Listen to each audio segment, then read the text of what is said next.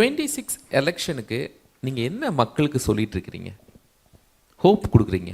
இல்லை, நாங்கள் அதான் இப்போ இண்டிவிஜுவலாக கண்டெஸ்ட் பண்ண போகிறோமா இல்லை அலைன்ஸில் போகிறோமான்னு ஒரு கன்ஃபியூஷன் போயிட்டுருக்கு. ஐ கீப் சேயிங், நம்ம ஒரு புது பார்ட்டியாக நம்ம எதிர்நீச்சல் போட்டு சிஸ்டம்க்கு அகெயின்ஸ்டாக ஃபைட் பண்ணிலாம் நம்ம சர்வே பண்ணுறதெல்லாம் ரொம்ப கஷ்டம். So at the same time நம்மளோட ஐடியாலஜி, நம்மளோட விஷன் இதுவும் காம்ப்ரமைஸ் ஆகிடக்கூடாது. ஸோ இதுக்கு பேலன்ஸ்டாக we are figuring out ways. இது பெஸ்ட்டாக நம்ம இதுலேருந்து பெஸ்ட்டாக எடுத்து என்ன மக்களுக்கு நம்ம பெஸ்ட்டு செய்ய முடியும்னு பார்த்துட்ருக்கோம். எங்களோட ஆஸ் அ பார்ட்டியாக பார்த்தீங்கன்னா நாங்கள் 6 பில்லர்ஸ், நாங்கள் விமன் எம்பவர்மெண்ட்டு, ஃபார்மர்ஸு, ஃபிஷர்மெனுக்கு, அதுக்கப்புறம் யூத்துக்கு.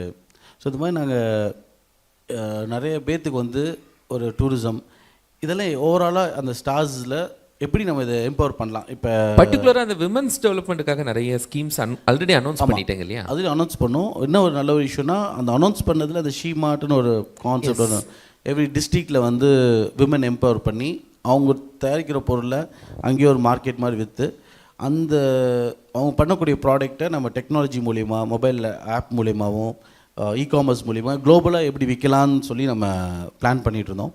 ஸோ அந்த ஒரு கான்செப்ட் இப்போ பட்ஜெட்லேயும் கவர்மெண்ட்டே ரிஃப்ளெக்ட் ஆகிருக்கு, பண்ணி கொடுத்துருக்காங்க. உண்மையாகவே நம்மளுக்கு அது பெருமையான ஒரு விஷயமா இருக்குது. ஸோ இது மாதிரி அதான். ஸோ இதெல்லாமே ஒன்றும் இல்லைங்க, நம்ம ஒரு விஷயம் செய்யறதுக்குன்னு ஒரு ஆசையோ அந்த ஒரு பேஷன் வந்துச்சுன்னா தென் ஆட்டோமேட்டிக்காக அதுக்கு ஒரு ஃபஸ்ட்டு நம்ம இதை பண்ணணும்னு நினச்சாலே போதும். இப்போ நம்ம இந்த யூனிவர்ஸோட எனர்ஜியை வந்து first you need to think that law of attraction மாதிரி தான். நம்ம இந்த மாதிரி ஒன்று பண்ணணும்னு நினச்சாலே நிறைய விஷயம் நம்மளை சேர்ந்து நம்மளை கூடி வருது.